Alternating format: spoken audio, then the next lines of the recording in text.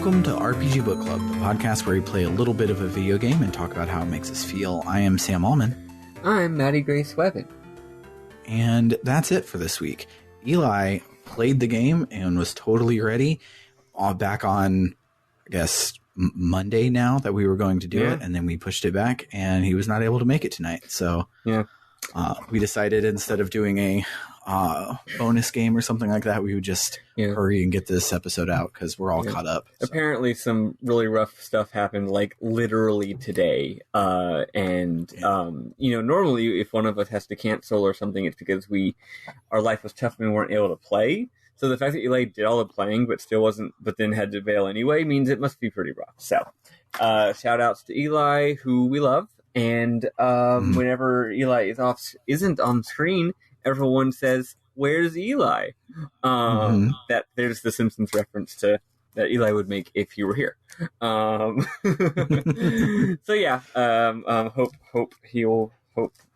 the bullshit that is happening gets resolved and that he's feeling better next week. Absolutely. This week, me and Maddy will talk about the rest of the Silverant portion of the Tales of Symphonia. Last week was super non-linear. This week is half linear, half not. And as far as I remember and can tell, the rest of the game is linear, but Maddy will find a way. Yep, and I'll find a way. We'll learn. Yeah, this week, a big chunk of this week was me playing all the stuff that Sam talked about last week and being like, wow, this is way different. It really is quite... This game... I don't think it's like writing is very good, although it could largely be the localization. I don't really know. I find a lot of it writing either confusingly localized or just like cloying and or cliche or boring. But its narrative design is really cool. It's a very interestingly structured game, both in ways that are objectively awesome and ways that make me go, I don't know. But it's interesting, and I think it does a lot of things that I might talk about later that are really cool. But it really is quite wild how like it's just this big situation that you just kind of work through however you feel like, and it kind of just feels natural. And like this part of the game, it's not just, you got to do 3 main quests and you can do them in any order you want. No, there's also a whole bunch of like side quests that aren't actually side quests. They're all mandatory, but like there's a bunch of plot beats and it's all just shuffled up any way you want. It's very, very weird how you can just kind of, it's like eventually you got to get all these plot beats. And it just kind of happens, and the game kind of adapts to the way that you play it. It is really cool. I was looking at the Let's Play because as you said, Sam, turns out that the Let's Play Archive actually is playing it the same order that I am. Mm-hmm. Well, ish. That's the thing. Even though me and the Let's Play Archive are both essentially going in the same order as far as our dungeons, there's still big discrepancies between the way that they handle things and the way that I handle things. And the reason why I brought that up, I was bringing it up because I wanted to get some pictures of some dialogue that I'd missed. But when I did that, well, I forget what I was going to say, but basically I saw that, that's right. They explicitly made a reference to this one scene that didn't really make sense when I played it. It didn't really make sense when they played it either. But they're basically saying, there's 3 versions of this cutscene, except that the particular way that we played it, none of those 3 versions actually make sense. There probably should have been a 4th version of this cutscene. But the fact that there were even 3 is wild. So you've got paths and sub-paths and just a strange game. Although I am looking forward to actually being able to follow along with Sam's notes in the incoming weeks. Yes. You might say that this game is the Shadow the Hedgehog of RPGs. Sure. But have you ever actually played Shadow the Hedgehog? I have. It's a dope game. But my fun fact that I learned yesterday, and I brought it up on the cassette we recorded yesterday, is that there are 360 some odd unique ways to play the story in Shadow the Hedgehog, which is like dumb. It's weird that game gets reputation for being like, I don't know, the point where the series really jumped the shark and the point where it's like such a bad game, when in reality it's like pretty good and about a million times better than Sonic Heroes, which is actually a really bad game, I realized when I replayed it as an adult. Yeah, I remember loving the crap out of it because it was a Sonic game on my PlayStation 2, and that was it. See, I also loved it because it was a Sonic game on my Xbox. Yeah. I went back and played it, and the opening level is still great. The opening level is still great. Maddy was so wrong. This game is awesome. And then I got to level 2, and I'm like, oh, never mind. I'm tired of this shit. The game, here's the problem with that game. It's got 7 levels, although actually 14 because they're all in groups of 2. One thing I do love about Sonic Heroes is it brings back the act structure of classic Sonic games where you get 2 of each level. But it's got 7 levels. They're all really long. Probably the longest level of any 3D Sonic games. Levels go on forever. And that's a problem because some of them suck. Oh, yeah. The good ones are good. The good ones are real good. But the bad ones, whew, buddy, they do not stop from keep happening, and they take a million years. And also the plot is stupid, which is unique because every other 3D Sonic game, I'm not saying the plots are like literature, but I am saying that they are high drama anime horseshit. Whereas Sonic Heroes isn't even that. It's just like nothing. Yeah. Anyway, welcome to Sonic the Hedgehog podcast. But yeah, no, anyway, yeah, this game is sort of like Shadow the Hedgehog, or in that way, where it's just, it's not, what I like is that it doesn't have discernible paths either. It's not like, the game doesn't clearly say, you want to do path A or path B. It just kind of says, figure it out, man. Yeah. Yeah, it never once is like, do you murder a child for their magical blood, or do you spare them? It's just like, go and do the thing, and then your game will change just because you're doing things. It's kind of like classic Dragon Quest, actually, like Dragon Quest 3, or even more so Dragon Quest 2, where the game's just like, we're going to gently nudge you in a couple different directions, and eventually you got to figure. Eventually, you're going to do all the dungeons. Yeah. Except those games didn't have that much like plot and cutscenes, whereas this game does. So anyway, we should probably actually talk about the game. Yeah, probably so. But before we get into the meat of that, how was your week, Maddy? Okay, first of all, it's been like a week and a half because we changed the recording time to Fridays. So I've had some life changes, as we all know. So has Eli. So it took us a while to really settle on a new schedule. We now are, I'm pretty sure, going to be consistently recording every Friday. I think that time's actually going to work. I cleared it with my partner. They were like, yep, we can definitely do every Friday. That's fine. Of course, I'm sure there'll be things that come up, but for the most part, Fridays are good. Which is good because, life. Okay, what's going on? First of all, it is now week 3 of Moby Dick May. I started off really ahead of the game. I started listening to my audiobook of Moby Dick like I do every year. I started listening to it about 7 days before the start of May because I just felt like it. And I listened to a whole bunch of it. But then I started my new job, and all of a sudden, I feel like a lot of the times I would have to just like I used to listen to it while I was like washing dishes or walking the dog or doing chores. But now my lovely, beautiful partner handles most of those things, so I don't while I'm like sleeping. So the point is, I've really gotten behind. I'm only like 70% of the way through the book now. We'll see if I finish by the end of the month. Moby Dick may have to extend it into June. It's also Meltdown May. It's been a real good Meltdown May. And finally, as I mentioned, I started my new job, and last week was my first real full week of work. And, it was rough. But after the first 3 days, it went from being insanely hard to being like just another shitty job. So I'm feeling the same way this week. It has gone from being insanely hard to being just another shitty job. Like all of me is sore, like all of my muscles hurt all the time, but now that's just normal to me now. And I'm also starting to get a little bit of muscle, which I forgot to think about how I feel about that. And now I'm like, I should have thought about how I feel about that, as far as like gender stuff and body stuff, but whatever. I guess I'm going to be ripped.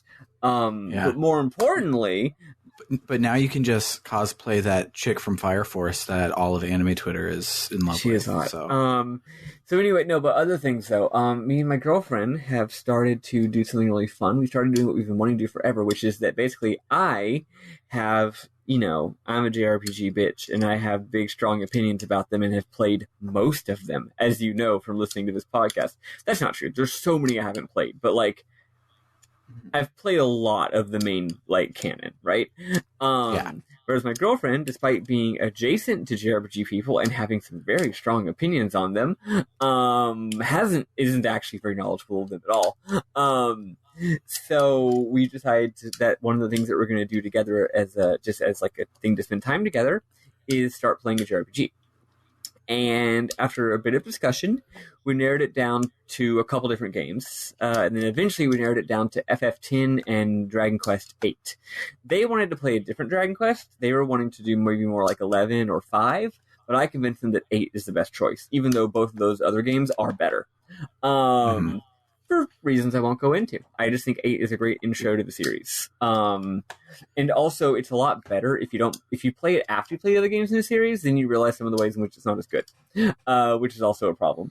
DQ, but we've been playing it together, and DQ8 is so fucking good. It's such a great game. If you never played a DQ game, it's a great way to get started.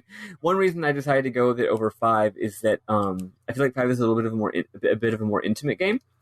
Also, you would need to find a way to play it on a big screen, and also it doesn't have voice acting, so there's a lot of reading, and reading can be tough when you're playing with someone else.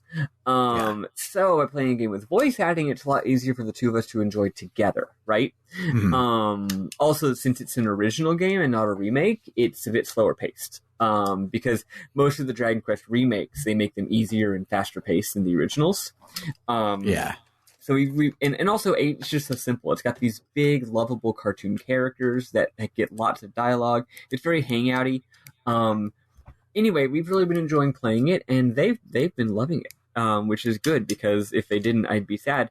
And also, I overheard them talking with one of their friends recently. They were like, so my girlfriend, Maddy Grace, has these really weird opinions about JRPGs, specifically about random battles. And when we first started talking ages ago, I couldn't believe what she was saying and thought she was just so wrong and dumb. But now, as we've been together and I've just heard, the topic has come up so many times, and not like giant arguments, but just like little snippets of conversation here and there. And as I've heard the idea sort of reformulated and repeated in many different conversations and contexts, it really annoys me, because I'm starting to realize that she may have a point. I was like, you're goddamn right. And now that going back to me not quoting that, but me talking about myself now, and now that they've actually played 6 or 7 hours of Dragon Quest VIII, they're like, oh no, my girlfriend was right all along. And I'm like, yes. So that's really fun. What Dragon Quest games do is so subtle that you don't really get it unless you actually play the games. Once you play the games and you feel the effect and how they work psychologically, then so much of this stuff clicks. But anyway. So there's that. And the other thing is that real quick, speaking of Dragon Quest and random battles, because I remembered and I was waiting for a segue, and then you moved on. Yeah, go for it. No segues. So I, as I said before, have been playing Dragon Quest XI to teach myself Japanese. And Maddy, since you have already played Dragon Quest XI, so you can just remember what's going on in the story and not have to read it, you should play the 3DS version, because if you play on the bottom screen of the 3DS version, it has random battles. I know, I heard. Instead of on screen. Yeah, except 11 made me mad, because I had a very well-developed theory of why Dragon Quest games work so well and why random battles are good, actually. And then 9 and remake of 8 and remake of 7 decided to put battles on field, and you know what? It's not as good. It damages the game. The game doesn't work as well, especially the remake of 8, by the way. And I was like, this confirms all of my opinions about why random battles are good, because see, they take random battles out, and all of a sudden, the game's sort of whole gestalt system doesn't work as well. But then 11 comes out, and actually it's great. in 11, in my opinion. So it made me annoyed because the latest Dragon Quest game undercuts my entire theory of JRPGs, which was developed by playing the first 9 Dragon Quest games. It really complicated. I really had to rethink a lot of things when I played Dragon Quest 11, and I still haven't finished rethinking them. I just thought of a great ROM hack to do for the 3DS version of not Final Fantasy, of Dragon Quest 8. You go in and make the monsters on the field invisible, so it's functionally random battles because you can't dodge them. That's fun. That's a cute idea. So yeah, if anyone out there wants to play DQ8, this is the only DQ game I'll ever say this about. You do need to play the original. Pretty much every other game I'm like, fuck it, do whatever, they're all good, but 8, I'm sorry, but the remake isn't as good for a variety of important reasons. Actually, I'll say that with the original game too. DQ1, play the original. But anyway, that's fun. The other thing I did this week was I had a very stressful last week. It was just nonstop stress and anxiety because of my new job, and also because I was running for an elected leadership position of my local chapter of the Democratic Socialists of America, which is cool. I was running for Organization 13. And I had to give a speech, and it was only a 3-minute speech. The thing about 3 minutes is it's both not that long at all and extremely long. I was having a lot of trouble with the speech. I consider myself to be a pretty good writer, but I was really having trouble with the speech, and I had to get a lot of help, and I ended up finishing it about 5 minutes before our convention started, which was real fun. Actually, it was our second day of convention, so the convention was already halfway over by the time I finished my speech. But I gave my speech, and then I think I gave 2 pretty good 1 minute long answers to our Q&A with the membership. And voting is happening as we speak. The voting is over 8 days. I just checked when the voting was going to be over. It started on Sunday, so I was hoping it would end Sunday, but it doesn't end until Sunday night at midnight, and they're not announcing the winners until Monday. So, like, it's driving me insane. I need to know if I won or not. I'm pretty sure I did, because there were a number of open seats. I wasn't just running for one seat. So the probability that I won is pretty high, or that I'm going to win, I guess. But still, I want to see. Also, frankly, I'd love to see the vote counts. Like, not just that I won, but like how many votes I got. That'd be really neat, right? But yeah, it's great. I'm really excited to probably be in a leadership role in this organization that I've been devoting the last 3 years of my life to. And this is a really great, exciting year, because of some things that I won't get into.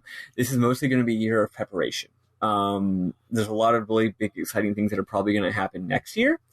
And this year is the time to start planning and preparing and putting in the structures and processes that we're going to need to really make a big difference next year. Which isn't to say that there's nothing interesting going on this year. There are also things going on this year as well, right? But there's a couple specific big prizes that I'm like, oh man, if we run things right as an organization, then 2022 is going to be popping, basically. But yeah, stay tuned until next week to find out if I actually won, even though, again, pretty sure the answer to that question is yes. Yeah, that's been my week. And after I finished giving my speech and was like done for the day, my body did that whole thing where it's like, oh yeah, it turns out I've been running on adrenaline for the last week. You mind if I just completely collapse into a little puddle for the next 24 hours? And I'm like, but I wanted to do stuff. My body's like, too bad. I didn't realize it was happening until it was over, right? But once it was over, I was like, why is my body collapsing? Oh, right, because it always does this. Yeah. So that's my week. Yeah, my week has been stressful because I really picked the worst time of my life to start a second podcast for this channel, but did it anyways. And so I have my brother's film business is basically got shuttered because of COVID, but not just because of COVID. My brother also has been having a lot of like health issues and stuff, and so it's been harder for him to keep up with his demand. And then a lot of the people that were doing it with him, like his partners and employees and stuff, basically just like left him out to dry. And so he had a huge backlog of stuff. And so I have been coming in to help him like edit videos and stuff like that. But there's a lot of those, and they're hard and take a lot of time, and I don't have any of that. And it was in the like 3 months into this 8 month of hell that I gave myself, and I'm like, you know what? I should play really, really dense JRPGs in addition to the ones that I play every single week. And so I had a rough week, but actually changing to Fridays is going to be great, because the hardest part was like my weekends were needed for like all my leisure time, because that's the days that I don't have work. Like you need to rest. And so I was trying to fit in my rest on the weekends and playing and getting ready to record on Sunday and things like that. So all of my wedding time was going for after work. But after work, you need your rest, especially if like I had a shitty day at work, or like the kids were really like rough at dinner time, like they always are. Like kids are werewolves. They hate when the sun's going down, and it's just garbage. Then I wouldn't want to sit there and listen to some people misquote the Bible and shit for their weddings and all that jazz. And it's just like I couldn't get into the groove. But now date night will be Monday, recording will be Thursday and Friday. That leaves my weekends open, so I can do wedding stuff in the morning when my day hasn't gone to shit yet. I can do those on the weekends, and it's gonna hopefully smooth everything out and all of that. But what I've been doing these past couple of weeks is, so at work we're recycling a bunch of old computer equipment, and we were going through like, oh, what can we have? What can we donate to other nonprofits to get out there to like help people get Wi-Fi access so that they can get fill out job applications and stuff like that. Cause my job is awesome and I love it. And we're a great force for good. But we were looking at all that stuff, and everyone agreed that these old Windows 7 thin client computers, they're basically Raspberry Pis made by HP. Everyone was like, these are garbage. We should just throw them away. And I'm like, oh no, I'll take them. And I've been turning them into emulation machines because they have Bluetooth and Wi-Fi. Hell yeah. And they're awesome. And so I've been having a lot of trouble with it, but it's trouble that's not actually trouble. It's like trouble I've invented for myself, because I have a modded PS3, so I can emulate any PlayStation 1 game that I want, because you can just do that on the PS3. That has a really good emulator. It has 100% compatibility. No problems whatsoever for me to use that. But I can't get it to work on my fancy shiny new toy, and I really want to play PlayStation games on there because like its N64 works really good and its PSP works really good. So you would think that PlayStation, which is the easier of those three to emulate, that one would also work, but it's not for some reason. It's super frustrating, but it's also really cool. Shout outs to all of the people that work on Batocera.Linux. It is it's kind of like RetroPie. It uses Emulation Station and puts all of the like RetroArch cores and stuff together.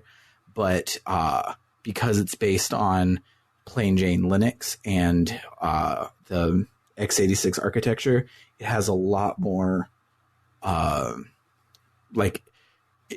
it can just run like Python games, and it can run Wine to run any Windows game and things like that. So it's very versatile and is super cool. And I was going to make me a new one of these, make me a new emulation station on a RetroPie for like Father's Day. But now it's like, oh no, I would just want to like beef up this thin client somehow and do it that way. And it's been a lot of fun.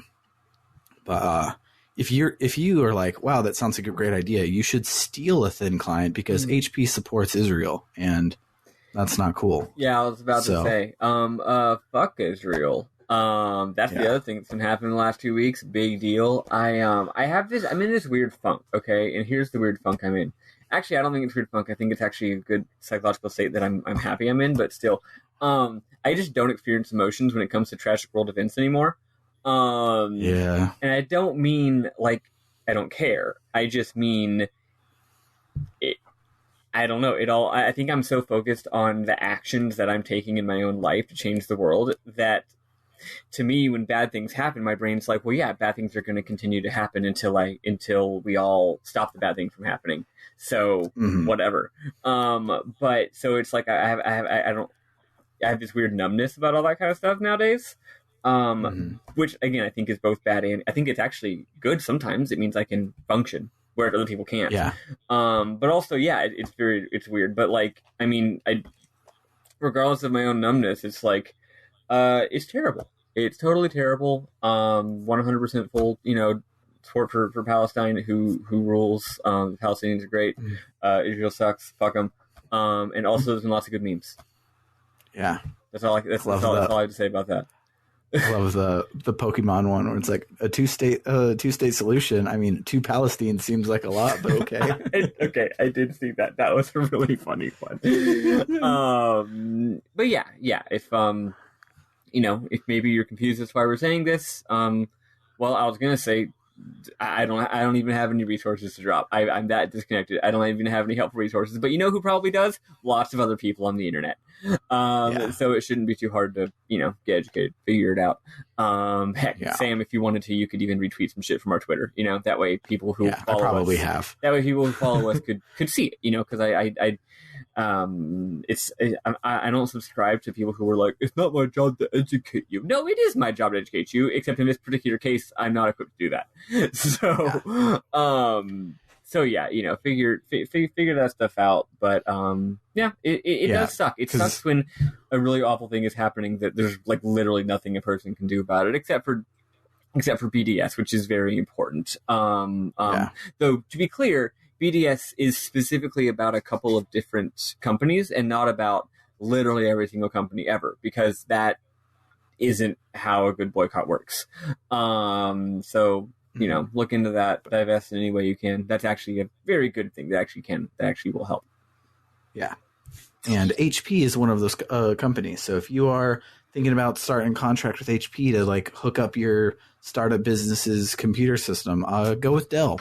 Dell's good. I mean, I don't know how great they are, but they're better than HP. I mean, they're bad in different ways, instance. But they're at least not bad in the way that an occupied and oppressed people group halfway across the world is specifically asking you to not support them. They're bad in different ways. Yes. But speaking of things that are bad in different ways, I'm sorry. I did want to. That was such a good segue. That actually was a really good one. Good job. I'm so proud of you.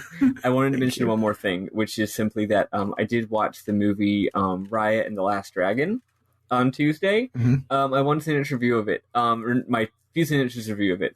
Remember last week when me and Eli were talking about how sometimes fantasy world building makes no sense and it actually kind of annoys us?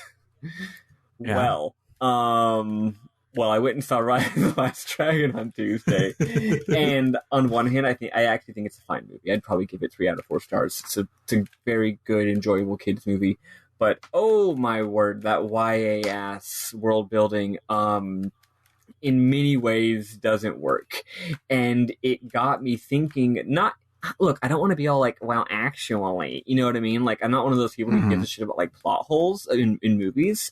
What matters is the emotional truth. And like, there's a bunch of other movies that have the same problem, but I didn't care. So it got me wondering, not what's the problem with this movie, but why did I care? Like, why did these problems actually hamper my enjoyment of the movie, right? As opposed to in other movies, I just wouldn't give a shit. And it actually was very interesting for me to watch and think about it, And it made me realize that the movie is very explicitly about politics. It is very explicitly about, like, the theme of the movie is you gotta trust people. That's basically it. They say it over and over and over. You gotta trust people. You gotta trust people. We gotta trust each other. We gotta come together. We gotta trust each other. But I think that if the movie was about interpersonal relationships, it wouldn't have this problem. But the movie is about trusting each other in the sense of like nation states and politics and people with opposing views on like material interests. So basically the movie says we gotta trust each other, but it never creates an accurate portrayal of why people might not trust each other. So if your world building isn't giving me a good impression of why these people don't trust each other, then your message of the fact that we should trust each other feels hollow, right? Anyway, the only reason I brought it up was because me and Eli specifically had that holler last week about this very topic, and it was like, here's another example of a work of art where I'm realizing that this is like the number one thing that impedes my appreciation of work of art now, is when the world building doesn't understand like just like basic historical forces or power structures. Anyway, now we can segue, just immediately smash cut into the next part of our show. Yes.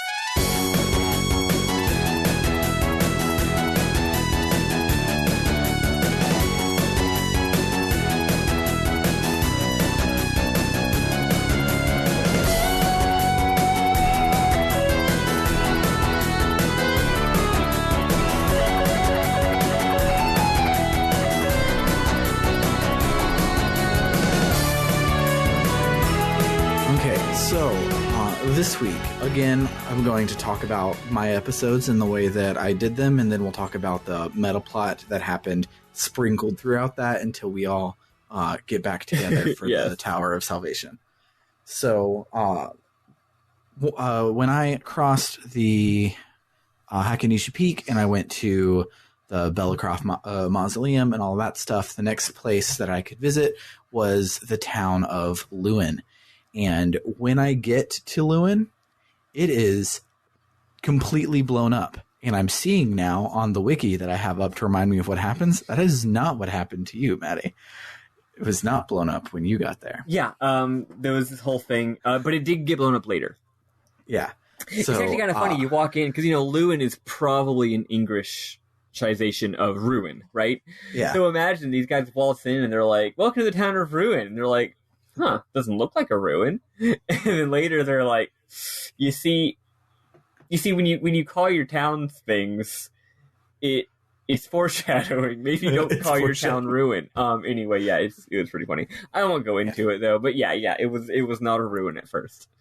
Yeah. So when we get there, it's completely blown up. There's nobody there except for Shina Fujibayashi. And we're like, hey, Sheena, are you okay? You're like beat up and dirty and bloody and shit. And she's like, oh, I'm still gonna kill you. I promise. And Colette's like, Rain, do the magic thing. And so Rain heals her and she's like, why would you do that? And we're like, why wouldn't we? Like, what happened? And while she's telling us that the people from the ranch came and took everyone away, killed a lot of people, blew stuff up because the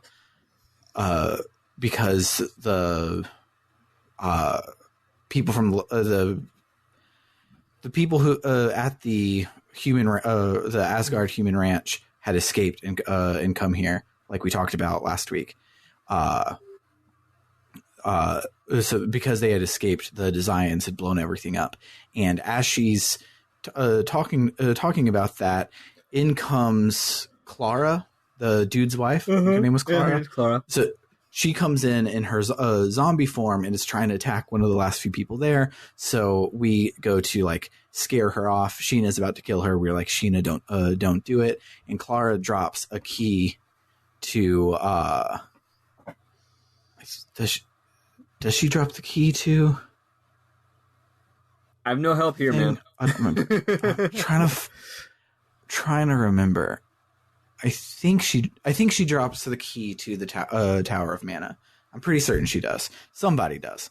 And so from there we can go to the Tower of Mana, but I didn't, because if I remember correctly, the reason I'm having trouble remembering is because I didn't actually realize that I had the key, and I was like, I went and I did all the side quests. I'm like, well, how the fuck am I supposed to get in? And it just unlocks, and it's like, you used the key that you've had this whole fucking time.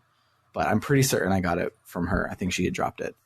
But yeah, and just to clarify, when I played this game, the Tower of Mana was literally the first place I went upon emerging in this entire region of the world. I didn't have to, but again, this game's very open-ended. The game did have like a line of dialogue saying like, hey, we should go over there instead of going to the town, instead of going to Lewin. So I did. So yeah, like, and then once I got there, probably the stuff you're about to talk about happened. I'm not sure. We'll see. Go on. We'll see. Yeah. So from there, because like I said, I didn't realize I had the key to the Tower of Mana, I make my way over to the other town of Haima. I always thought it was Hema, but it's voiced in a dialogue scene, and it is Haima. It's still Hema in my heart. It just makes more sense to me. Hema that's how words work. Yeah. Let's see what it was in Japanese. It was Haima in Japanese, Haima. All right. So, yeah, it was a bad localization choice. Localized it that way. Right? But, so I make my way over to Hema, and it is a cliffside town, and town is in like triple quotes because it's just an inn that people live and work at on the side of a mountain, and they lampshade that. If you talk to all the NPCs, they're like, welcome to our town. Well, I mean like our inn, but welcome to our town anyways. And everyone there is adventurers, and they're all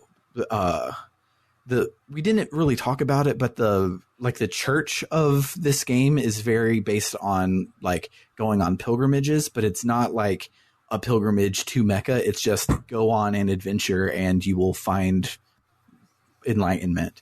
And so these people are all the same basic thing. Basically a glorified rest stop. Yeah. Some of the twists that happen later this week are a little blunted by the fact that the church is not particularly defined or a huge deal in the game. Yeah.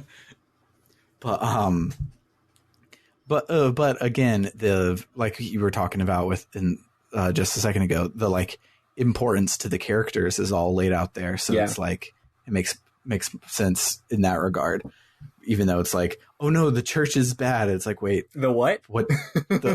You mean the free inns that I passed on my journey? But so when you get to Haima, you go into the inn, and there's a girl there named Sophia, and at Lewin, someone mentions that. Okay, I'm remembering a little bit of connective tissue. So at Lewin, when you're talking to Sheena, and she's like, "Oh, they came and they took everybody away to the ranch," and we're like, "Well, how do we get in?" And we can go there and try and we can sneak in, and we all. Or the girls, Rain and Sheena, knock out some hot guards and take their hot leather pants, and then they Chewbacca us, where they're like, "Oh, hey, we have prisoners. We need to take them inside." And so we break in to help break out all of the people. And this is pretty much how it went for me too. It's just some of the reasons why we were doing things and how we found out to do things are different. But yeah, we still did the Chewbacca thing. Yeah, and so while we're there doing the Chewbacca thing, we fail for whatever reason. They find us, they plot at us, and we leave. I don't remember exactly what all important happens there. And the enemies show up, and they sort of do like something dark side, something complete, and then there's this whole part where and again, this is my version of the game, which also, if you recall, was literally 2.5 weeks ago at this point, so I'm trying my best to remember. Yeah. But basically, it's like someone is like, I have a teleport spell and we can leave. But it's like only Colette and like, well, not Sheena, she wasn't there. and like Rain leave, whereas they leave Lloyd behind. So Lloyd has to do like more plot stuff and fight dudes, and I'm like, wait, why did only some of them teleport away? That's weird. But yeah, whatever. It's something. A lot of the plot scenes in this game so far are just foreshadowing, where a villain says something like, "We'll need them to do ... the plan," or "Oh, you're from there," and everyone's like, "Where's there?" And Sheena's like, "Don't worry about it."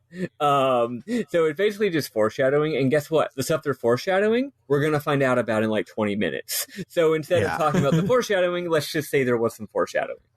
Yeah, there was some foreshadowing of some sort, and I believe in my game, one of the I can't remember the names of the villains, but one of like the 4 Desian lords or whatever shows up for the first time in this cutscene, in this scene. Yeah, I think that's what happens. I think Kavar shows up for the first time. Yes, and I wasn't sure if it was for the first time in your game or not, or if he showed up last week in Waterlane. I couldn't remember.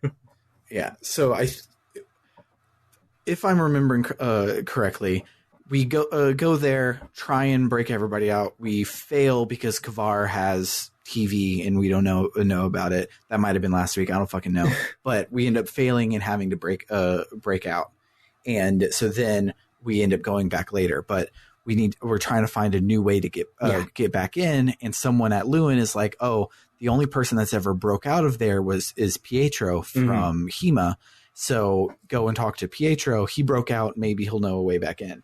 And that's why I went to Hema. So when you get there, you're like, "Hey, I need to talk to Pietro." And Sophia's like, "Oh, Pietro's dead. He done died. That's his grave right up there. You can go and pay your respects or whatever." And we're like, "Well, I guess we'll do that." That's our only lead we had.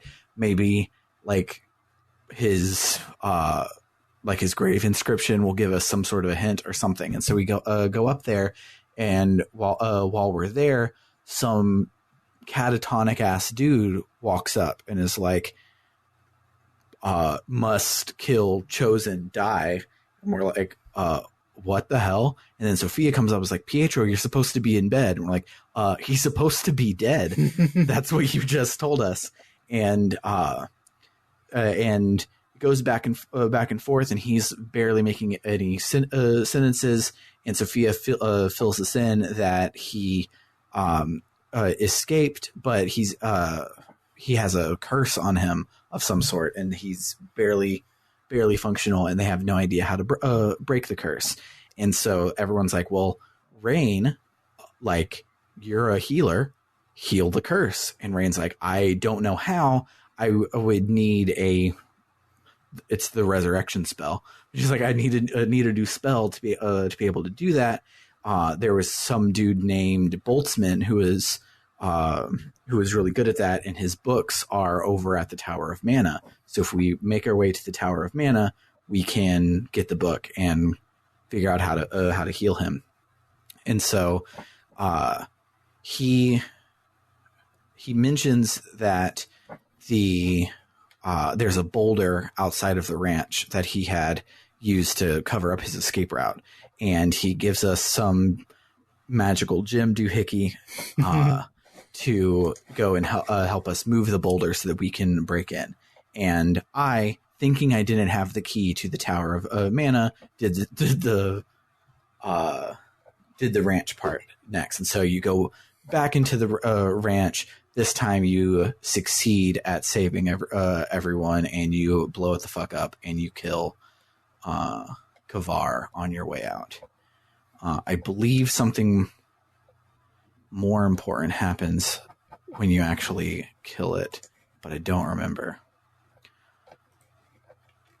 Like we said, the important part happens towards the end. I'm checking to see if there's anything I missed. Oh yeah, so the slightly important part is we learn that Lloyd has because we know he already had the Angelus projects X-Sphere, and they want it back because it was going to be like a gift to King Yggdrasil, which was important because we meet King Yggdrasil here in a little bit, and so they're trying to steal it from Lloyd, and that's why it that was the big like plot point there. But so I go and I do the ranch, and then I make my way to the Tower of Mana after running around in circles for a long time trying to figure out where the key was, and that it was in my inventory. So twice I run around in circles related to this Tower of Mana because I ran around trying to figure out how to get into it, and then after I completed it, I forgot that I was trying to get a book, and the first floor is a library, so of course that's where the book was. And I was like, well, what do you mean heal Pietro? How the fuck am I supposed to do that? I never found a book, and it's right fucking there. And I was just confirming to make sure that I wasn't remembering, because again, it was 2.5 weeks ago. But yeah, this whole heal Pietro quest is literally the first thing that happened to me 2 weeks ago, and everything after that was it. Also, by the way, so in your version of the game, does Sheena know these people? No. She says that she had like stopped there and kind of knew them and was there to like try and protect them, and that's why she's beat up and bloody. I did also forget to say that when we decide we're going to go and stop the ranch, Sheena joins our party for good. That did not happen to So Maddy. in my version of the game, again, 2.5 weeks ago, you first get to this area, and you go to a nearby location, and you get a cutscene. No, it's actually required. The first thing that happens when you get into the location is you get a cutscene with Sheena. You overhear Sheena talking with Sophia and someone else. And they're like talking in hushed tones about some person they're trying to save, and about some tower, and about some book, and about some guy named whatever the guy is, the great magician, Boltzmann, yeah. And you bust in and you're like, well, what are y'all talking about? You're trying to save somebody, you're trying to be heroes. Oh, damn, Sheena, we thought you were bad, but actually you're good after all. She's like, no, stupid baka. And and then she's like, okay, fine, let's make a truce. You got to help me because I'm trying to help these people. Like, I heard these people were having a problem, and I decided to try and help them. So we need to go to the Tower of Mana to get the book. So, like, that was, like, the defining quest of my entire playthrough. Yeah. And everything else happened, like, as a result of that being, like, kind of your main quest. Absolutely wild. Anyway, go on. Yeah. And so going from my direction, I skipped over it because it's not important yet. It becomes important later. But the first place you can visit is the lake where you see the unicorn under there, and you're like, oh, we need to use a summoner, but we don't have one in our team. We'll remember this location and come back if we ever have a summoner, and then you go get Sheena, and then you can come back and do that. Whereas for me, by the time I got this scene, I already had Sheena, but they were like, we need the summoner, we need the water summoner. We don't have the ability to summon water, and I hadn't done that entire adventure yet. Yeah. So for me, it was actually very natural. For me, after I did all that shit, I then went and this week did all the stuff in Palmcosta. And then on the way, while doing the Palmcosta stuff, after I get the water seal, I'm like, hey, I should form a pact with the water creature, with the summoner that I have in my party right now. That's so cool. Whereas for you, they're like, we need to get a water summon. Oh, like from Palmcosta, where we got the water seal? Yeah. But we don't have a summoner. Yeah. Stay away from the summoner. You're a bad man. But yeah, so I make my way over to the Tower of Mana, and it is a cool dungeon where you split up the party, and classic. The only thing that sucks is we're playing with two people, and there are at any given time 2 characters that are fun to play as. There aren't always 4 characters that are fun to play as. And so it took some finagling to be fun at all for me and Summer. Because at first we were Genus, and Genus is a great character, but he sucks to play as because he only casts spells. And so instead of engaging with the mechanics, you just run away to hopefully have enough time to cast a spell. And it's not very fun. But I managed to put the party where we had Lloyd and Colette, which was required, and we had Kratos and Sheena were the 2 playable characters, and then Rain and Genus were filling in the slots. Mm-hmm. But so we make our way up to the top, and the first thing that happens, because we have a summoner now, and is you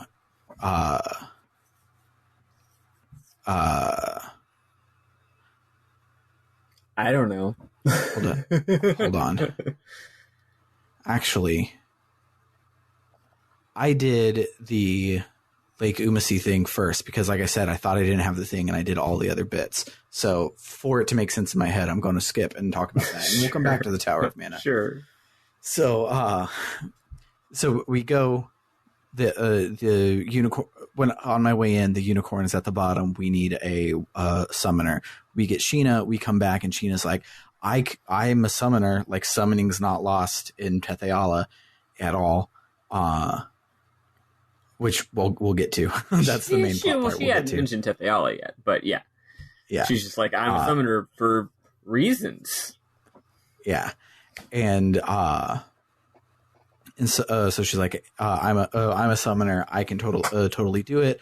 I just don't have a pact with the water summon. So we are like, oh, that's way back at the water seal.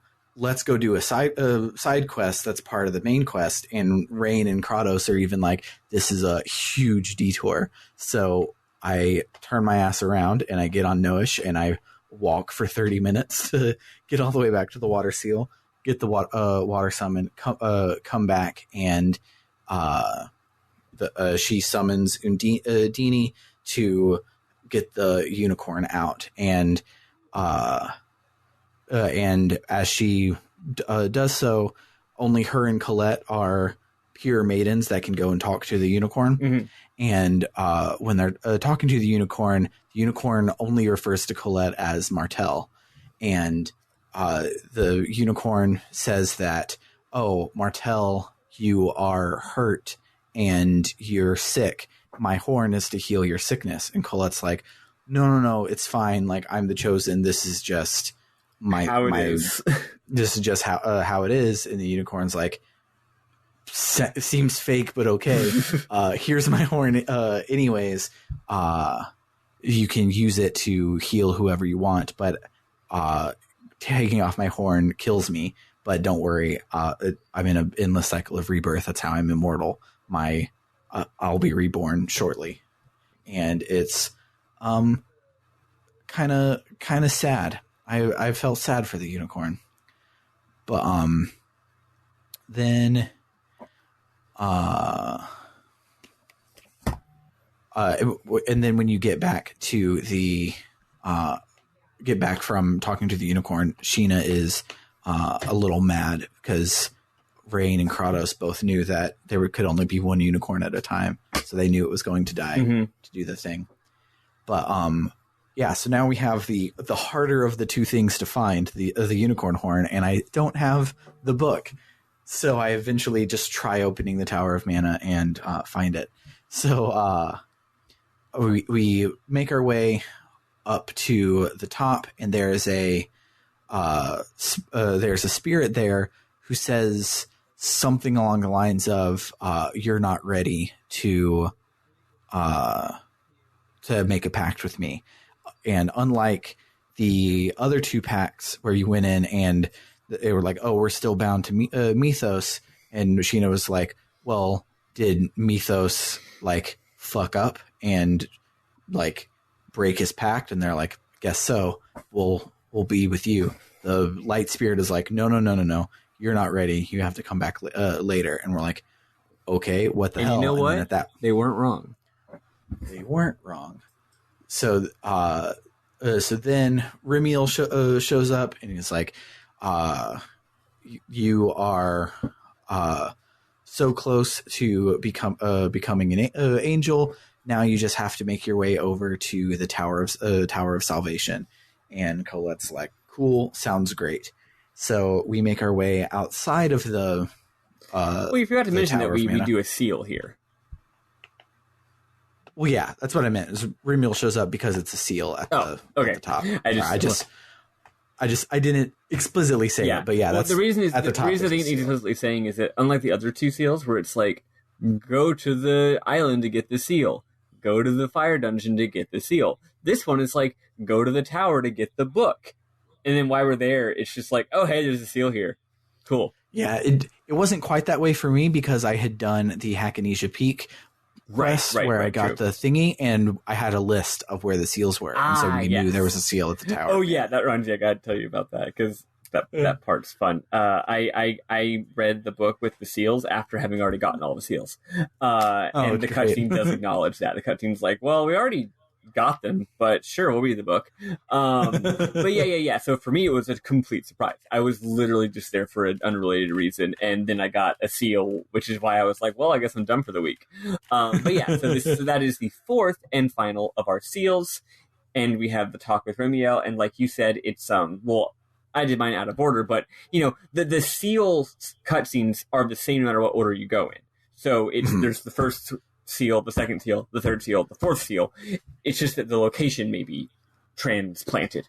Yeah. So the fourth one is like they do some clever writing where, like, last week when you got the third seal, she's like, well, it started when we got the fire seal, and then last time and this time, and unless you're paying attention like I was because I knew the plot had split, you don't even realize that they're subtly not referencing to where you got the seal. Yeah. Yeah, which is cool. Yeah, but yeah, so you get the last one, and the scene with Remiel is unlike the last one, which is very dramatic. This one's really short. It's pretty much just like, because like last time we had that whole thing where she's like, "Father, why are you being so curt with me?" This time he just shows up and is curt, and he's like, "Here you go," and she's just like, "Okay." Yeah, over the seal cutscenes, there's a really cool subtle thing that they do where the first time she's like, "Hey, are you my dad?" And he's like, "Oh, Colette, my daughter." And the next time she's like, "Father," and he's like, "Little bitch." And she's like, "Oh, okay." And then the third time she's like, "Lord Remiel." And then this time she is all business, and she's just like, "Yeah, Remiel Sama." There's like no drama. It's just a very business transaction. She just shows him and says, "Yo, ravioli, give me the formioli." And he's like, "All right." Yeah. And so we make our way to outside of the tower, and by the tower, Sam means the water dungeon. Yes. We make our way outside of insert third seal dungeon, and Colette's angel toxicosis kicks back in, and so that's super hilarious to me because I have a daughter, and that daughter was obsessed with Doc McStuffins. And Doc McStuffins she's a doctor for all of her toys. So like they'll come in with like a ripped seam, and she'll be like, "Oh, looks like you got a bad case of arm ripiophatosis or whatever," and it's hilarious. And so angel toxicosis is some Doc McStuffins ass shit. That's funny. And so this time we cut straight to the chase, and we go to the campsite that night, where Sheena is like, "Hey, I have something I want everyone to I want to say to everyone. I have to tell you why I was going to assassinate the Chosen." And Rain's like, "All right, cool. Tell us how you're from another dimension." And everyone's like, "What?" And she's like, "Yeah, I totally knew it." And Sheena's like, "Yeah, I am from Tetheala, which is the sister world to this planet, and we share a mana supply. And so while we have a lot of mana, you guys don't. And when you guys have a lot of mana, we don't. And the cycle is determined by the cycle of regeneration. So the Chosen going to regenerate the world means she's going to doom our world. And I had to stop you. And we're like, that's like fucked up, but why the change of heart? Why are you helping us? And she's like, I don't know. I just trust you, and I know that you're good people, and I've seen all the people here that are hurting, and I want to help people. There has to be a way to strike balance between the two of us. Like, maybe we can just get a really long string with cans on the other end of it that go between the two worlds, and we can see when we're at the halfway point and do our regeneration then, instead of at 0 and 100, so that we're always sharing or whatever. And so she's like, I just want a way for everyone to be happy. And so they go to ask Colette something, and Colette can't speak. Yeah. The thing that she lost this time around was her ability to speak. So she does a really cute thing where she draws letters in Lloyd's hand, and so she speaks through Lloyd, and it's really cute. And she says that she's going to try and ask Rimiel if there's a way to save both of the worlds. And Sheena's like, that's a great idea, but if it doesn't work out, I may have to kill you after all. And Colette is like, well, if that happens, I'll have to fight back too. And it's cute. And they reach a mutual understanding and stop trying to kill each other for a bit. And then after we get all of the, from there we have all of the seals. So this dude in Hema now will change his tune and will let us do the thing. And so the Tower of Salvation is in a super high mountain range called the Darius Carlon, and you can't really get there very easy. But Hema happens to overlook it, and we're like, we're so close. If only we could get there. And there's a dude that's like, oh, I want to open up Star Tours so we can go and see the Tower of Salvation. And the only way to get close enough is if we ride on the backs of kick-ass dragons. And we're like, can we borrow some of those? And at first he's like, I'm not ready yet. After you do all the side quests, he's like, abso-fucking-lutely.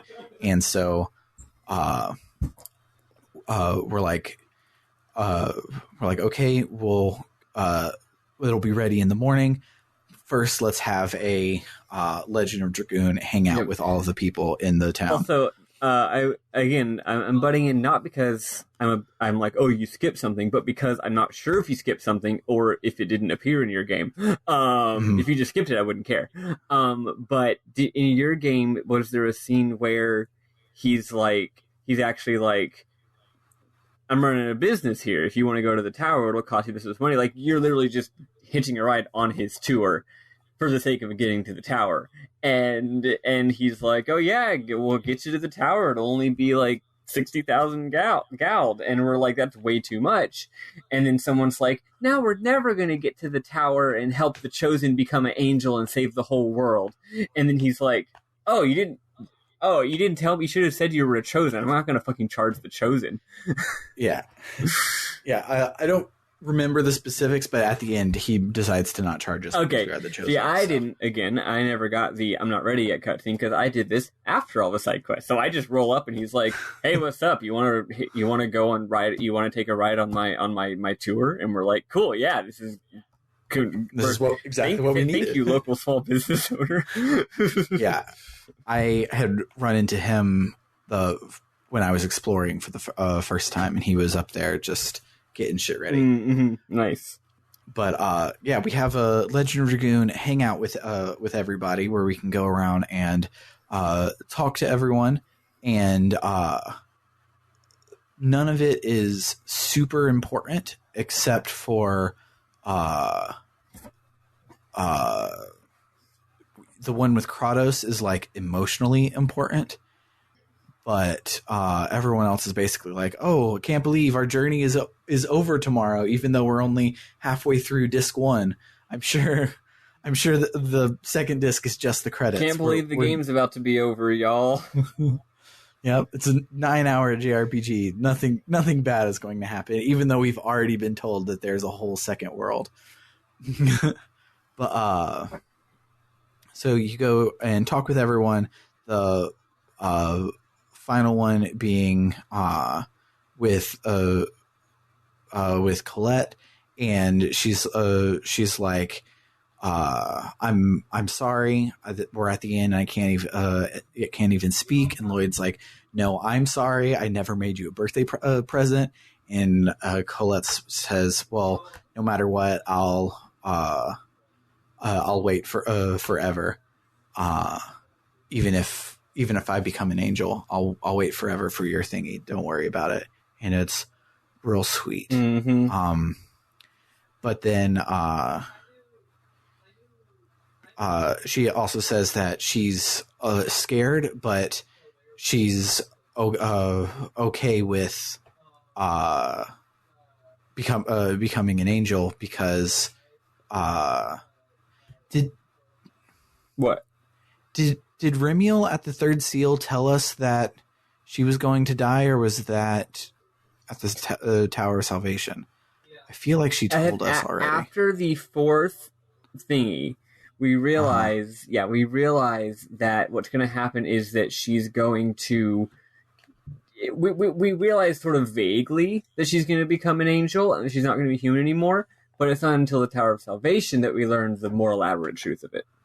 Okay, because I'm glancing at the Let's Play, and she says, "Giving up my life as a human." I was like, "Wait, is that just a turn of phrase?" That's the turn of phrase. Did we know the real shit comes in a little bit. Yeah. So after you go to talk to everyone, you go to sleep, but you wake up in the middle of the night, and Kratos again is outside talking to Noish, but this time you can overhear him, and he tells Noish, "You'll have to continue watching over Lloyd for me.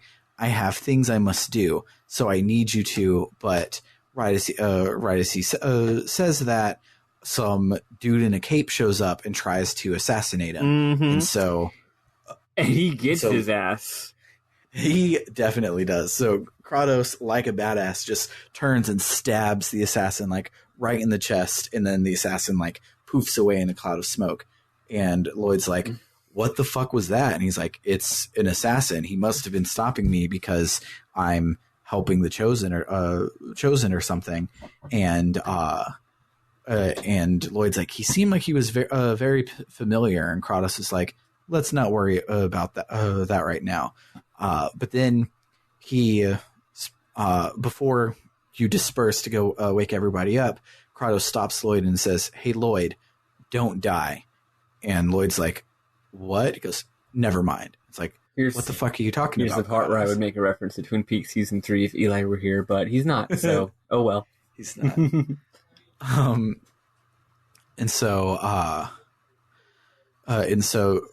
We wake everybody up, and we go get on the back of some kick-ass dragons to fly over to the Tower of Salvation. And Kratos is like, "Well, since I'm the one being paid to protect the Chosen, and I'm kind of a Vegeta badass, I'll ride with Colette. You guys take the other dragons." And we're like, "Cool, that's totally fine. You're not going to backstab us." And so we all get on the dragons, and Kratos and Colette fly off first, and we're all behind them. And so, who did you pick to ride with you on the dragon? Rain. Rain.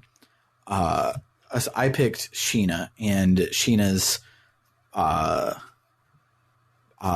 little like vignette or whatever was cute, and I don't remember what it was exactly what it was, like if we learned anything cool, but it was just like it humanized her. Like we've kind of like glossed over it, but the fact that it's so slight, like she swears to kill us, and then we see her 6 times, and she never like tries to kill us any of those 6 times except for once.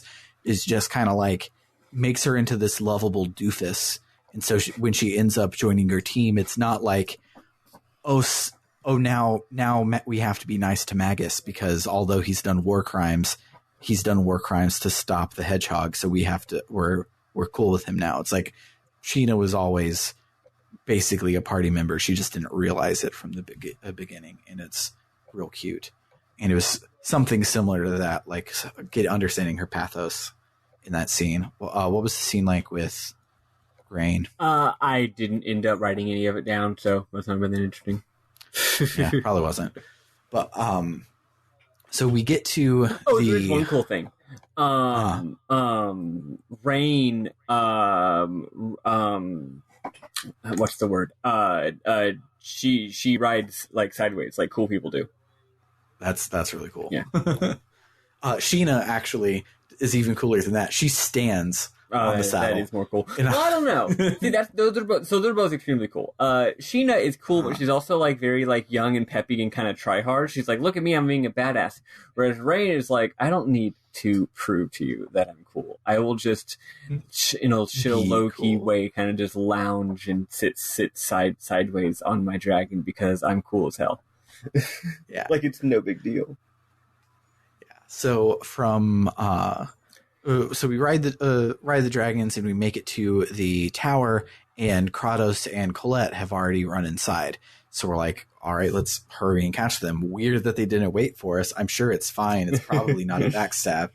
And so we get inside the tower, and the I don't remember if we talked about it, but the tower is like Corrin's tower from Dragon Ball. It just literally goes up to the sky beyond where you can even see what's at the top of it. It is just a gigantic tower. And I was like, here we go, a 50-floor dungeon. And it is a 0-floor dungeon. Yep. You walk in and there's a teleporter that takes you to the top. It's literally nothing.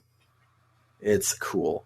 So on the inside, you're in a JRPG endless void nothing space with a whole bunch of coffins floating around.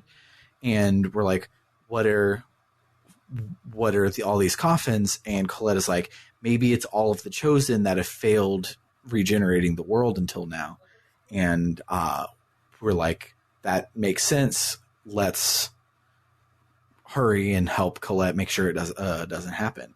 And so we bust into the scene, and Remiel's like, come on, go ahead and release the final seal. Say your prayers. Complete the sacrifice of your human existence, your heart and your memory. Yeah. When you do so of your free will, you will become an angel. And we're all like, what? What? And it's like, yeah, she will. Like when she said she won't be a human anymore, we meant she's going to die. And we're like, what the heck? This is out of nowhere. And Rain is like, actually, this is what happens to every chosen. We kind of all knew it from the beginning. If you would have read Colette's letter instead of blowing up your hometown, you would have known she was trying to tell you. Yeah, so basically, the reason the distinction is important, because it's a little subtle. Basically, it's like, it's not that Colette herself doesn't, like, ascend to a higher plane of being. Colette, I don't know, whatever you would call that, her mind, her soul, her existence, does die. And then her body is inhabited by Martel. So, like, Colette's gone. It's just Martel in Colette's body. So, yeah, and that is new, I think. We knew that something was going to happen, but we didn't really know exactly, right? Which is that Colette would actually be obliterated. It's not like she would turn into some cool angel thingy. And it's I mentioned to this in the chat with Sam, but it's cute because this is literally the twist from FF10, but also the twist from FF9. Except in both of those games, the twist comes at the end, and it's a big surprising twist. Whereas in this game, it's like the first act. Like it's literally like the premise of the game. Also, it's a lot less subtle foreshadowing. And it's important to note that this time around, Remiel is not talking in his "Yes, Colette, my daughter" voice. He is like, "You must regenerate the goddess." Like he is the villain of the piece. Everything's definitely 100%. Fine. Yeah. And so, despite his maniacal laughter, Rain still is like, oh yeah, hey, so we heard about this place called Tetheala. Is there a way to make both worlds peaceful? And he's like, sure. If that's what the Chosen wants, then when she's an angel, they'll have peace. He specifically mentioned, he's like, she can, if she turns into an angel, she will lend her power to the Cruxis, and the Cruxis will then do the thing. And we don't know what that is. Really, it's been mentioned a few times here and there, but I was like, I don't really remember what this is. And we're all just like, okay. Yeah. And so Colette is like, okay, cool. I'll do it. I'll do the thing. I'll say the prayer. And Lloyd is like, don't. And she runs up to stop him, but Genus holds him back.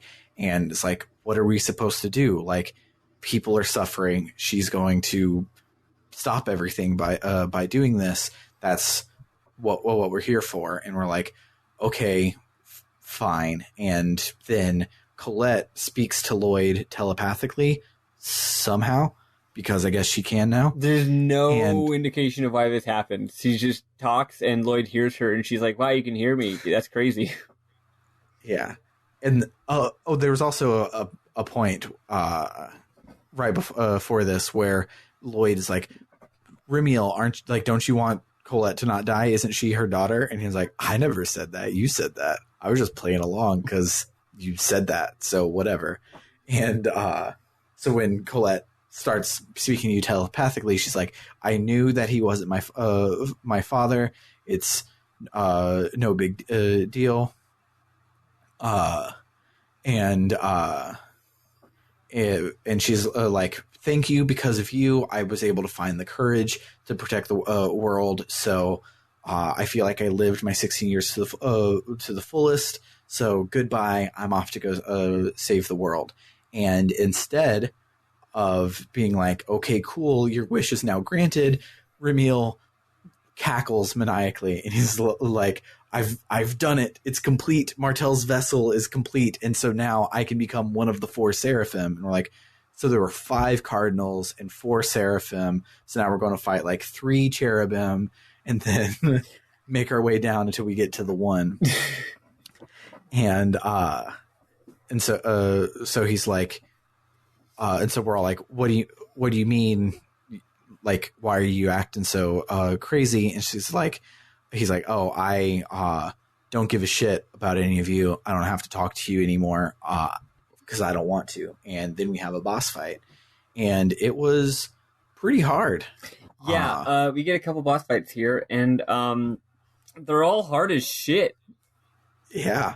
One of them, thankfully, is hard as shit because it's unwinnable, but it comes after 2 really hard boss fights that are supposed to be winnable, and I only barely won them. Yeah, I think it took me 3 tries to beat this one, but then after beating this one, the next one, despite being honestly probably harder, I did manage to scrape through on my first try. Yeah. We didn't lose either one, but we also have the EXP thing, but getting through, spoilers, Kratos, the second fight, we ended it with like no life bottles left and like 3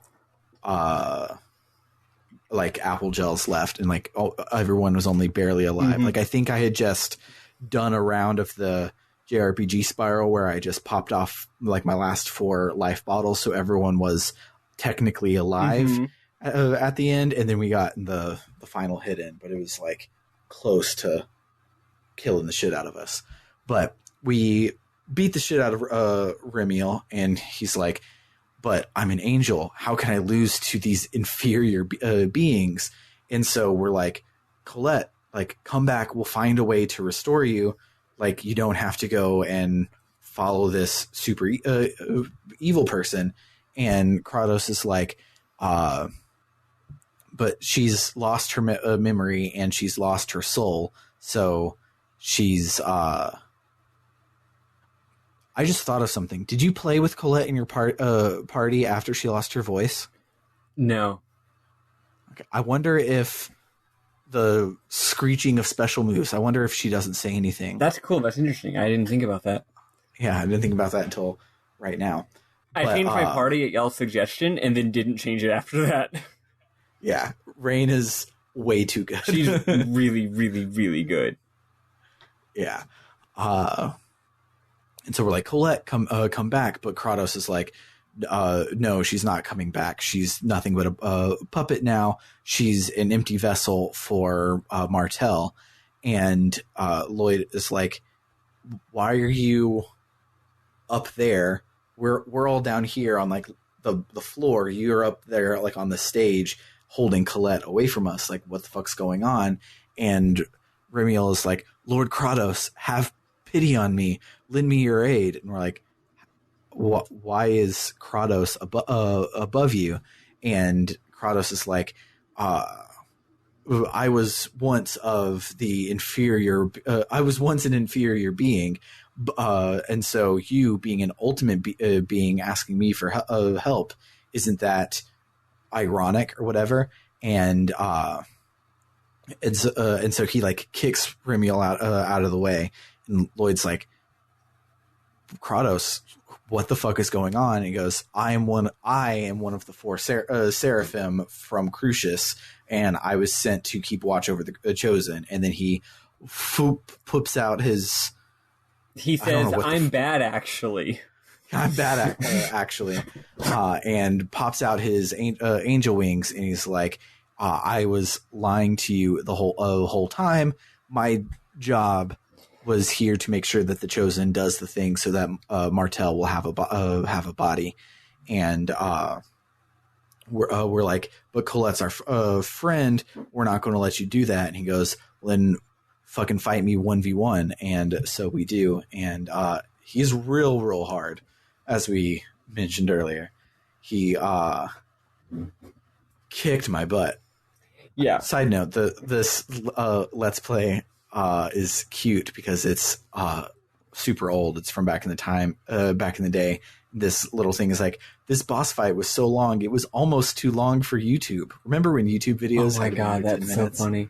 Wow, that's amazing. But yeah, this fight, like I said, I managed to beat it my first try. But I was like, I could tell it was like really hard, and I was just like super struggling, and used so many healing items.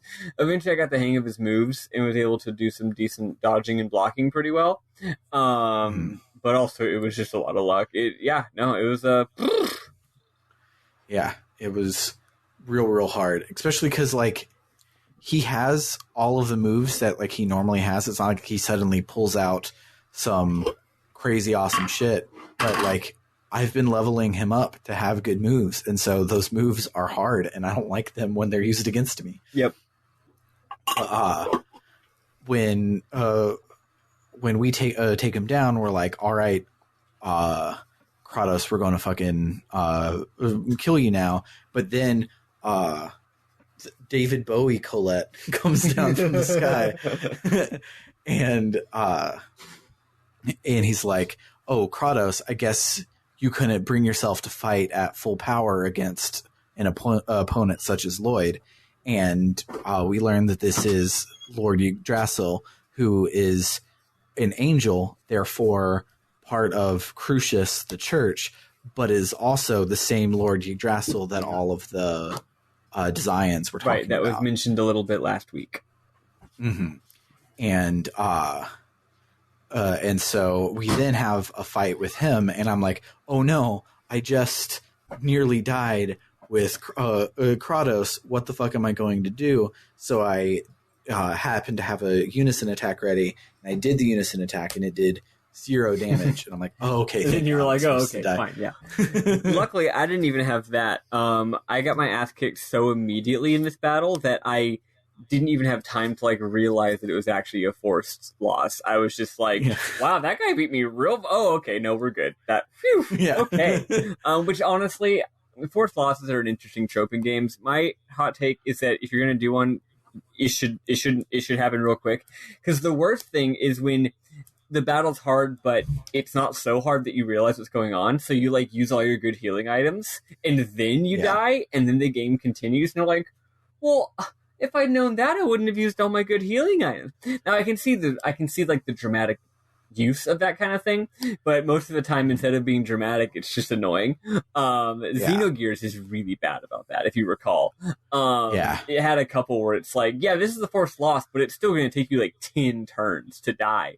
But yeah, no, this battle lasted like 4 seconds for me.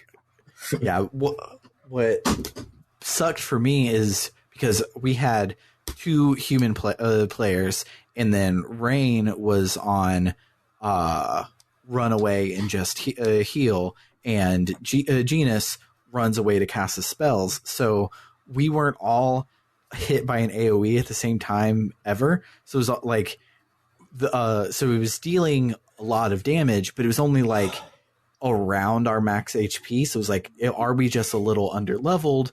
Should we take this guy or not? But it wasn't until I attempted to do damage and saw I wasn't doing any that I knew it was okay to die. It wasn't like he was doing 99999, which I think to die. They should. For force losses, it should be obvious. But so he kicks our ass, and we are down on the ground about to die, and Yggdrasil is about to kill us, but then Boda, the Desian that kept saying I'm not a Desian from way back at the very beginning of the game, he shows up, and they grab our party and run away with them, and including Colette. They grab Colette as well, and so Yggdrasil is like, well, fuck, but oh well, we'll leave, we'll regroup, and we'll come back. And Kratos is like, cool, let's leave. But before they like fly off, he turns around and is like, don't die, Lloyd. I'm like, what the fuck's happening there? But so we come to, I need to pick up the pace. It's an hour and a half. But we come to in the Silverant base that we went to prison way back in episode 1, and Colette's there, but with us, but she's completely like zonked out, just a mannequin, zombied out, doesn't remember anything. And so we talk about everything that just happened.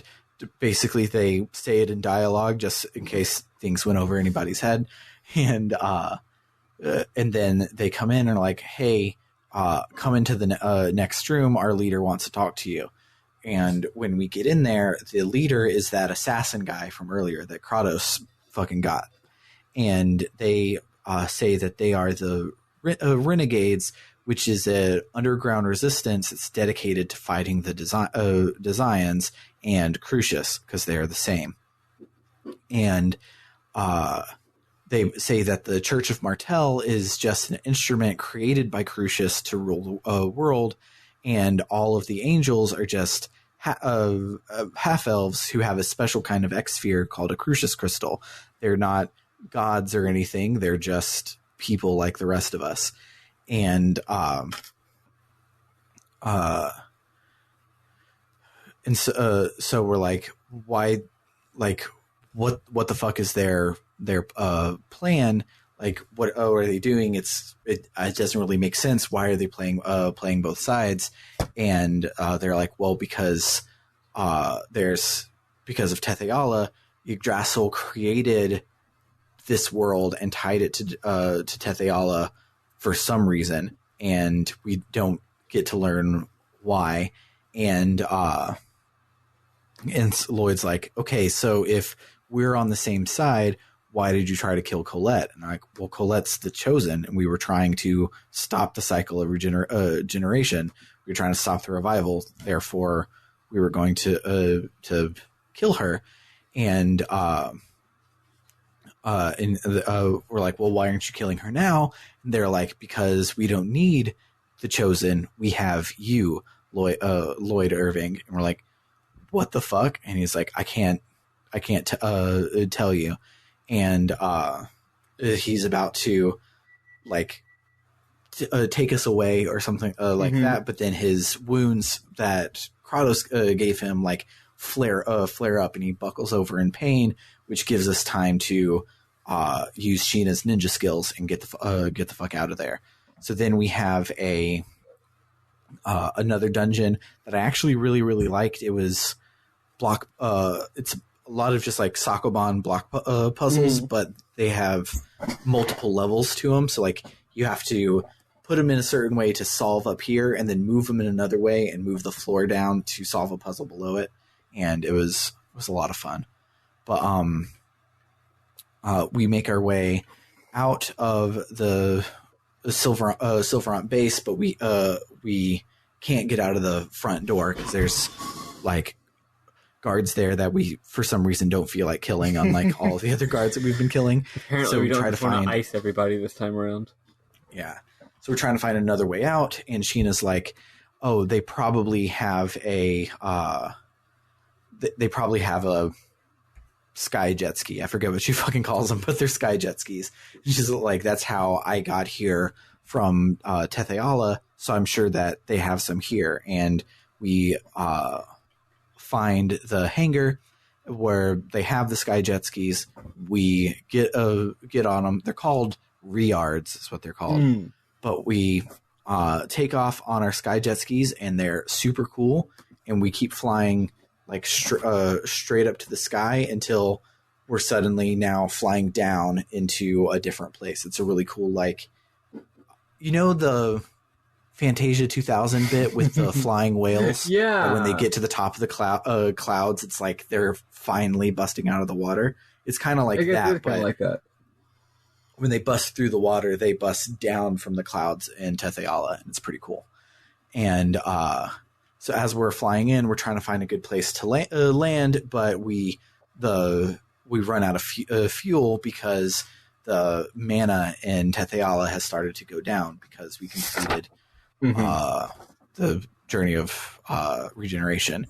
And so we crash our jet skis into the Fuji Mountains, and we have no real idea what to do next. And Sheena's like, well, we should talk to our chosen here in Tetheala, because we have a chosen as well. Who like, earlier cool. Sheena had mentioned that they had their own chosen, and she was like, I hate that guy. Yeah. She's like, well, we'll go talk to him, but that right over there is a save point, so this is where we stopped for the week. Great place to stop. Everyone is like, well, we have mostly no idea what's going on and don't know what we should be doing. Yeah. If I remember correctly, this is the start of Disc 2, but I don't quite remember. I mean, so it would make sense. Yeah. It's a very Disc 2 sort of switch. But let's listen to something and then talk about our memorable moments, and Maddy can talk about all the different things that were hecka different.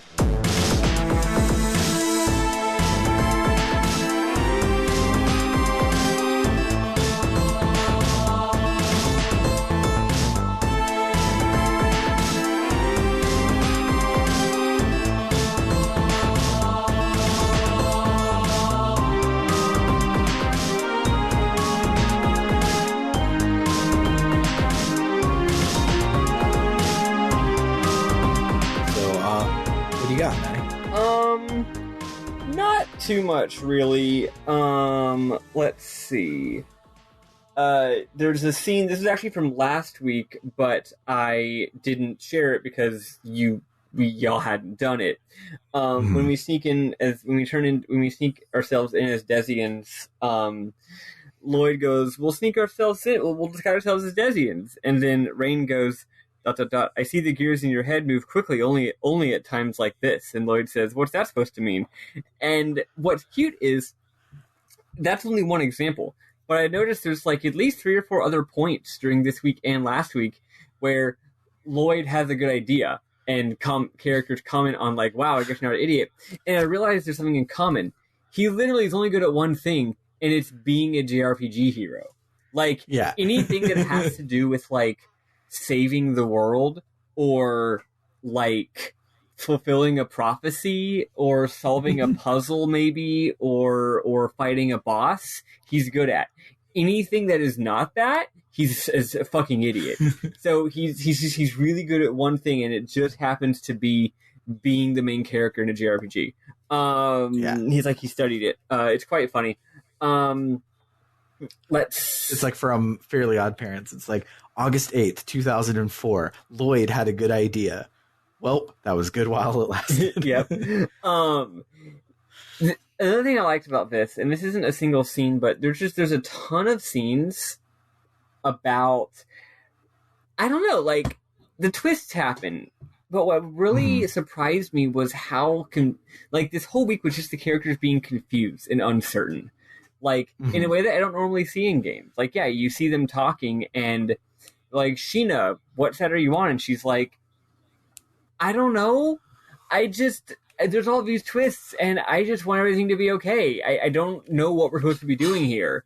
And then earlier, when we found out that, like, EX spheres come from humans, you know, there's this big scene where they're like, I don't know if I should use EX spheres anymore because they come from humans. But then Kratos is like, yeah, but if you throw that away, you can't finish the journey. And they don't really come to, like, a moral conclusion of, like, they don't say what I think they would have said, which is, like, it's what the person who died would have wanted. No, it's pretty much just like, well, we feel really icky using these, but also we have to because we want to save the world. So I guess we will, and we'll just feel icky about it. And then what else? So I have two different sets of screenshots from the two different major days that I played the game. When you go in my game, because you do all the stuff on the water island later, right? So when I went from the water island, when I talked to the guy on the boat to go over the water island, he says, okay, then let's set sail. ... Don't blame me if you run into any monsters. And I thought that was cute, because that's like such a JRPG trope. But the funny thing is, we didn't run into any monsters. We did not. Not at all. That did remind me of because I had one last week that I was like, oh, I'll save it for next week so I don't spoil it for Maddy.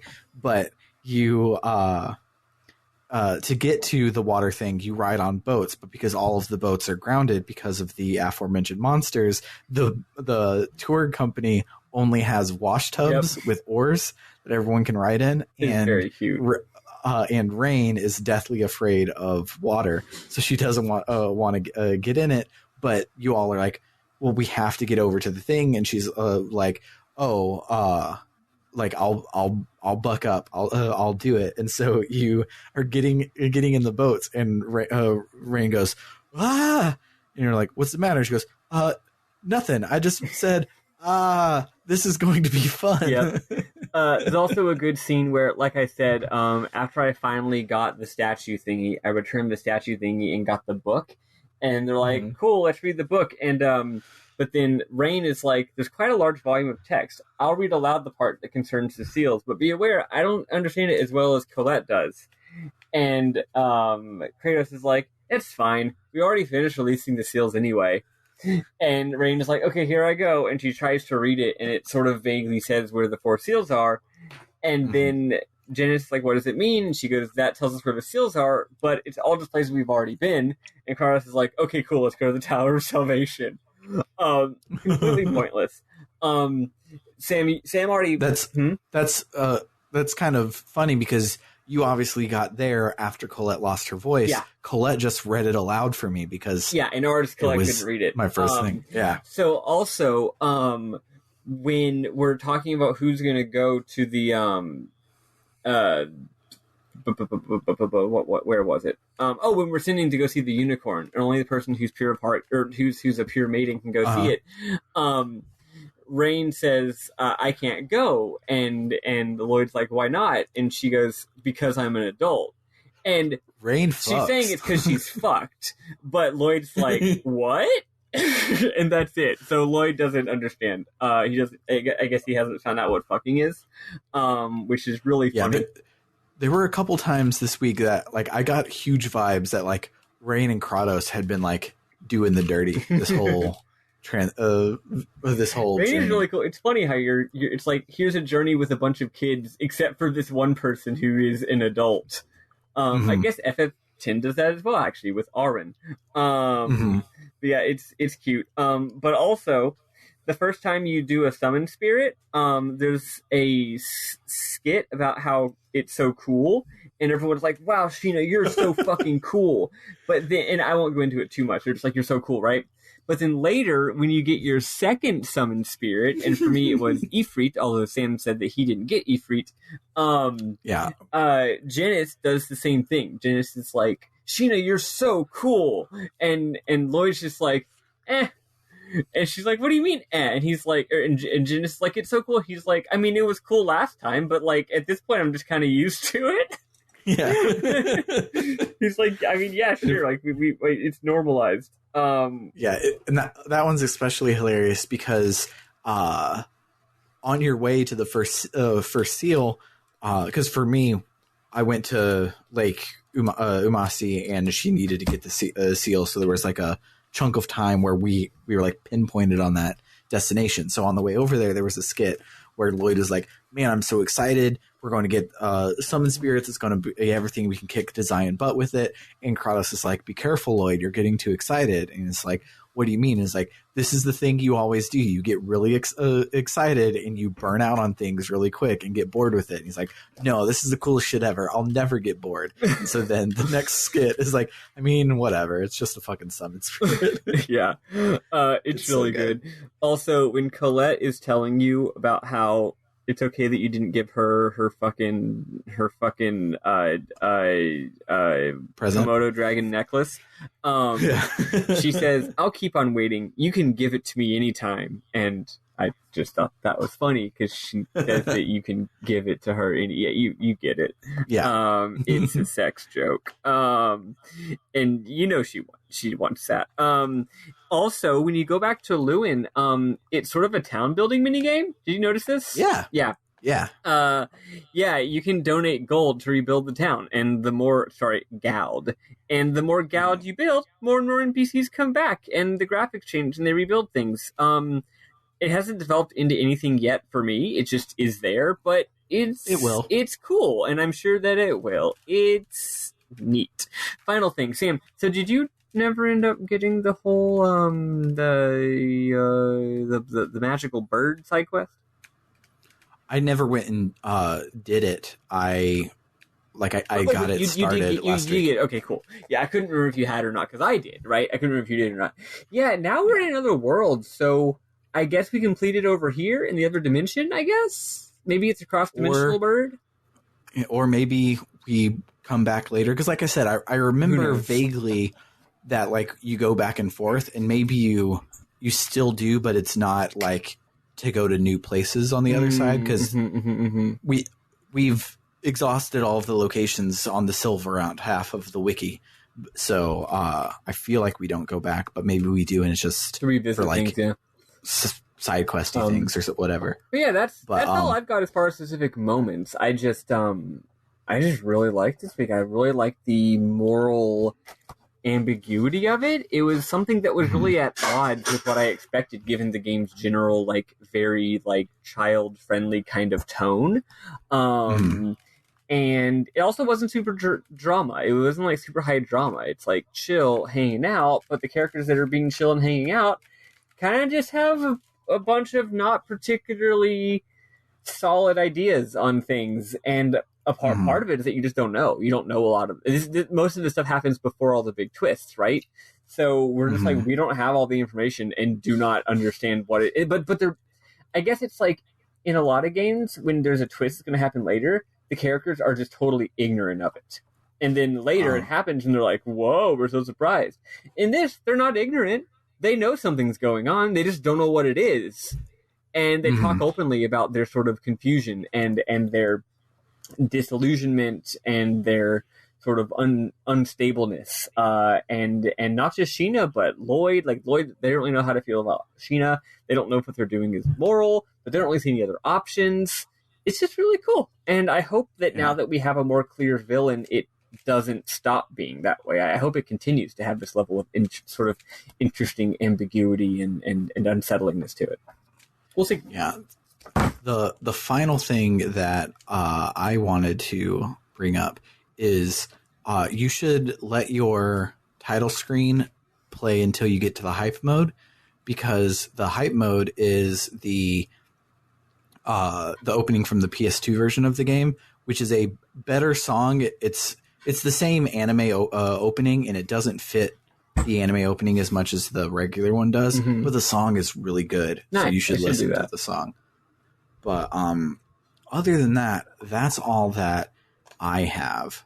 Hell yeah. So if you liked what you heard this week, you should head on over to our website at www.rpgbook.club, where you can donate and keep the lights on. And those who donate now get a personalized invitation into our Discord, because Ko-Fi added Discord's direct support, which is great, because before I had to manually add people, and so now I can't forget. But so you'll get a personal invite to our Discord, and you will get access to our side podcast that I alluded to earlier, where we were playing through the entire Trails series. We were supposed to finish up the first game this week, but that last chapter is real long and real dense and doesn't have random battles, because it all takes place in a city. And so it's like you have to go out of your way to like grind between matches, and I didn't do that, so it was really difficult to get through. So this last chapter is being broke up into 3, so we are nearing the end of our first game. So head on over there, check that out. But most importantly, we desperately need you to vote on our Best of the Rest for year 3, because it is the closest that a Best of the Rest has ever been right now. So when it started, it was like a shutout. Like Final Fantasy X-2 was winning with like it was tied for first for everybody. But more and more votes have been coming in where it's super neck and neck. Like the Breath of Fire 4 is in last place with 14 points, but then 10-2, Anacronox, and Hexyz Force have 9, 8, 9 respectively. So Anacronox is winning, but only by 1 point. So get in there, get your votes in. This is a very close race. Given that we're all very busy right now, our lives have all just gotten really difficult. Last time I said I didn't have a preference because, frankly, they all sound great. But now I'm just going to say it. Vote for Hexyz Force. Yeah, I heard it's easy and for babies, and right now that's what I want. As always, you don't have to listen to me. Feel free to not vote for it if you want to make me sad. But I officially am gonna say vote for Hexyz Force. That's my endorsement. Yeah, the one of these games that I want to play the most is Breath of Fire 4. So you can either vote for it and make me play it, or don't vote for it so I can play it whenever the fuck I want to. Play it on your own time, yeah. Yeah.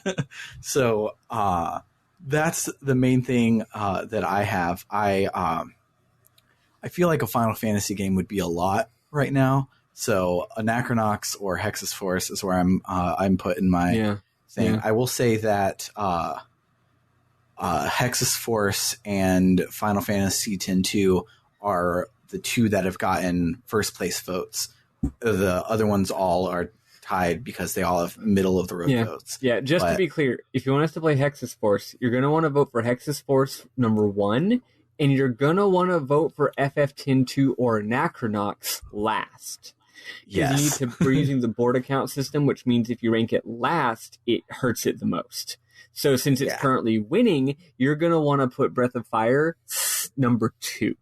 Because if you vote for, if we got a couple people voting and they're voting for Hexyz Force, but like say half of them say Hexyz Force and then Breath of Fire, Hexyz Force and then FF, and the other half are like Hexyz Force and then Anacronox, that just means that one of those two is still going to win because of the second place votes. So if you want to be nice, basically whichever one, if you want us to play one of those 3, you need to bear the other 2. Yes, that is the goal.